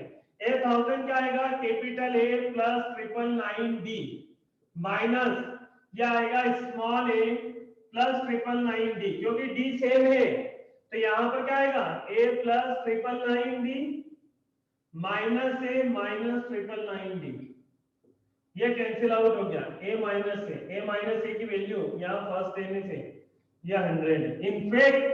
इनफैक्ट अगर किसी पर्टिकुलर टर्म का डिफरेंस कांस्टेंट आ रहा है तो फिर कोई सी भी टर्म, अभी आप 1000 टर्म्स का डिफरेंस, 10,000 टर्म्स का डिफरेंस, 50,000 टर्म्स का डिफरेंस, किसी भी टर्म्स के डिफरेंस लें तो वो हमेशा फिर क्या होगा, इसी के बराबर आएगा। तो अगर ऐसा क्वेश्चन एग्जाम में आता है तो अपन उसको इस तरह से अप्रोच कर सकते हैं, ठीक है ना। अब इसके बाद कुछ क्वेश्चन अपन देखते हैं सम टू एन टर्म्स के। सम टू एन टर्म्स के कुछ क्वेश्चन देखते हैं, उसके बाद फिर अपन आगे देखेंगे।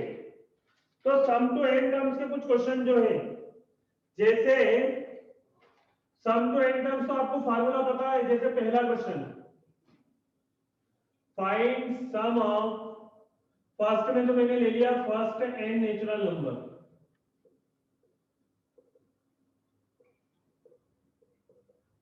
और सेकंड मैंने ले लिया first N odd natural number. पहला तो मैंने एन नेचुरल नंबर्स का सम और फिर मैंने एन ऑड नेचुरल नंबर्स का सम। तो इसमें कैसे करेंगे अपन, solution of first N natural number क्या आते हैं, 1 plus 2 plus 3 plus 4 up to n. अब इस एपी का सम तो डायरेक्ट निकल के आता है, 2 मार्क्स में क्वेश्चन आएगा। इसका क्या है, आपके पास a1 है और लास्ट टर्म आपको n दे रखी है। एपी के सम का फॉर्मूला क्या होता है बेटा, Sn बराबर होता है n/2 first term plus last term. तो Sn n का ही तो सम करना है, तो n तो n ही रहेगा। फर्स्ट टर्म मेरे पास 1 आ जाएगा, लास्ट टर्म मेरे पास n आ जाएगा। तो क्या आएगा फिर, Sn बराबर आ जाएगा n प्लस 1/2। ये मेरे पास फर्स्ट n टर्म्स का सम आ गया। अब सेकंड क्वेश्चन में उसने क्या पूछा है, उसमें थोड़ा सा घुमा दिया है अपने को कि पहले n ऑड नेचुरल नंबर्स का सम बताइए। तो n ऑड नेचुरल नंबर कैसे होंगे, 1 प्लस 3 प्लस 5 प्लस 7, ऐसे चलते रहेंगे इनकी n टर्म। तो इसके लिए अपन सेकंड फर्स्ट वाला फॉर्मूला यूज करें सम का, a1 है, d मेरे पास कितना है 2 है। तो अगर a1 d 2 है तो Sn होता है n/2 2a plus n minus 1 into D. तो अपने पास ऐसे हो जाएगा Sn बराबर n/2, ये 2 a की value 1 plus n minus 1 d की वैल्यू 2। तो Sn बराबर आ जाएगा n/2 2 प्लस 2n माइनस 2, ये 2 से 2 कैंसिल हो गया, तो ये आ जाएगा n/2 इंटू 2n। ये 2 से 2 भी कैंसिल हो गया, n इंटू n कितना आ जाएगा, n²। तो फर्स्ट n नेचुरल नंबर का सम तो होता है n प्लस 1/2 और first n odd natural numbers का सम होता है n का स्क्वायर, ठीक है ना। तो इन दोनों में से कोई सा भी क्वेश्चन पूछ सकते हैं। ये दो क्वेश्चन भी आपके लिए काफी काम के हैं, क्लियर है, जल्दी बताइए। सर हाँ बोलिए बेटा। सर आपने जो ऑड नंबर का लिया है तो उसमें भी तो सम ऑफ एन टर्म्स का फॉर्मूला n/2 और a प्लस an भी तो लिख सकते थे, तो फिर आपने पूरा एक्सटेंडेड फॉर्मूला। उसके लिए सबसे पहले आपको nth टर्म फाइंड आउट करना पड़ेगी, ठीक है ना भाई। इसके अंदर तो लास्ट टर्म ही n थी, नेचुरल नंबर कॉन्सेक्यूटिव थे, एक के बाद एक आ रहे थे, तो अपने को पता लग गया कि लास्ट की टर्म n है। ऑड नेचुरल नंबर के अंदर आपको लास्ट टर्म फाइंड आउट करना पड़ेगी पहले, ठीक है ना। पहले nth टर्म का फार्मूला लगाकर n निकालना पड़ेगा और फिर वो फार्मूला यूज करना पड़ेगा। मतलब बेसिकली दो काम हो जाएंगे, मतलब हमारा क्वेश्चन की लेंथ बढ़ जाएगी उसमें, है ना। तो लेंथी होने से बचने के लिए आप उसके अंदर भी ये फार्मूला यूज कर सकते हैं, लेकिन फर्स्ट आपको nth टर्म निकालना पड़ेगी। फिर nth टर्म निकालने के बाद आप चाहे तो फिर ये फार्मूला लगा सकते हैं, ठीक है। Hello, yes sir. गुड। तो उसके लिए अपन ने डायरेक्ट यूज किया। अगर आपको लास्ट टर्म पता है तो भी ये फार्मूला लगेगा, अगर लास्ट टर्म नहीं पता है तो फिर अपन अपना जनरल फार्मूले पर आ जाएंगे, अब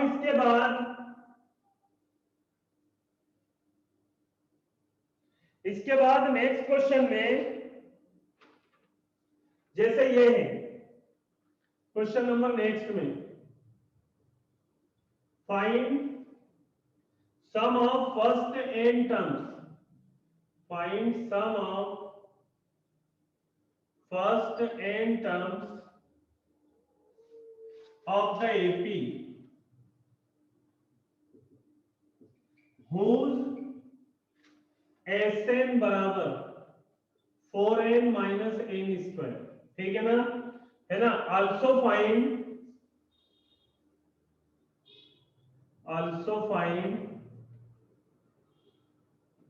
first term and 10th term, ये आपको निकालना है। आपको nth टर्म का सम टू nth टर्म का फार्मूला दे रखा है। अब देखिए आपके पास दो तरीके हैं, एक तो आपको आपके टीचर ने बताया होगा Sn माइनस 1 लगाइए तो nth टर्म मिल जाएगी। मैं उससे आसान तरीका बता रहा हूं आपको कि आप उसको लगाने की बजाय सीधे फार्मूले का यूज करिए। आप n को 1 रखिए, तो जब आप s1 का यूज करेंगे तो 4 इंटू 1 माइनस 1 का स्क्वायर, तो 4 इंटू 1 माइनस, अब एक टर्म का सम कुछ नहीं होता है, टर्म अपने आप से तो सम होने के लिए एटलीस्ट दो टर्म्स की जरूरत पड़ती है। इसका मतलब s1 किसके बराबर होगा, a1 के बराबर। एक टर्म्स का सम तो होता नहीं है, तो s1 सीधा सीधा a1 के बराबर आ जाएगा, तो यहां से a1 आ जाएगा 4 माइनस 1 3 के बराबर, और a1 फर्स्ट टर्म को अपन क्या बोलते हैं a। फिर आप क्या करेंगे, अब जब s में n को 2 रखेंगे तो s2 कितना हो जाएगा 4 इंटू 2 माइनस 2 का स्क्वायर, तो s2 बराबर आ जाएगा 4 टू जा 8, 8 माइनस 4, ये कितना है आपके पास 4।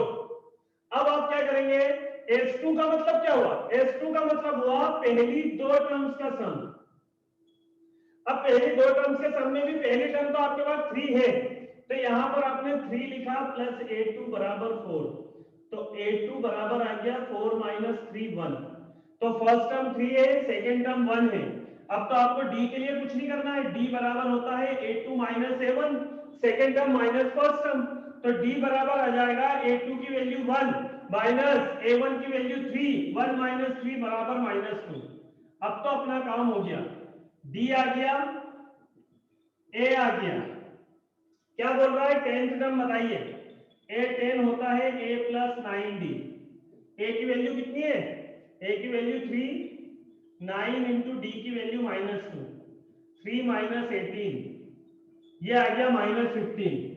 और फिर आपसे पूछा है कि nth टर्म बताइए, तो n आपको पता है a plus n minus 1 into D, तो a की वैल्यू कितनी है मेरे पास 3, n माइनस 1, d की वैल्यू है मेरे पास माइनस 2, तो ये माइनस 2 का n में माइनस 2n हो जाएगा, माइनस माइनस प्लस 2, 2 प्लस 3 हो जाएगा 5, which is 5 minus 2n। Problem किसी को जल्दी बताइए। No sir. ठीक है, तो ये मेथड उससे अच्छी मेथड है ना, इसकी मेथड की मदद से हम डायरेक्ट एपी के nth टर्म को फाइंड आउट कर सकते हैं, ठीक है ना। अब इसके बाद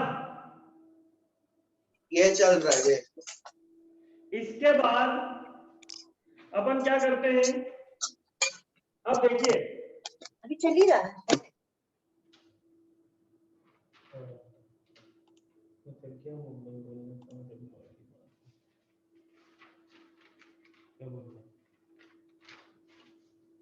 चलिए, अब यार टाइम की कमी होने की वजह से बाकी के दो चैप्टर अपने पास बच गए, लेकिन नेक्स्ट क्लास जब आपकी लगेगी, अच्छा अब अपने असाइनमेंट के लिए जितने बच्चे बैठे हैं सब एक काम करेंगे कि जिस मैसेज से, जिस व्हाट्सएप नंबर से आपको मैसेज आया है, आप सभी उस पर रिप्लाई करेंगे नेक्स्ट क्लास करके, तो नेक्स्ट क्लास की फिजिक्स क्लास की आपको इंफॉर्मेशन मिलेगी, और उसी नंबर पर जिस पर रिप्लाई आएगा, अब हमारे पास बहुत सारे नंबर है, तो असाइनमेंट उसी नंबर पर भेजे जाएंगे जिससे रिप्लाई आ रहा है, तो नेक्स्ट क्लास करके आप सभी अपने मोबाइल नंबर से रिप्लाई देंगे ताकि हम अपनी नेक्स्ट क्लास की इंफॉर्मेशन आप तक शेयर कर सकें, ठीक है ना। तो अभी फिजिक्स लगेगा, केमिस्ट्री लगेगा, बायो लगेगा, मैथ्स लगेगा फिर से। तो हम कुछ भी नहीं छोड़ेंगे, सब कुछ यहाँ पर होगा।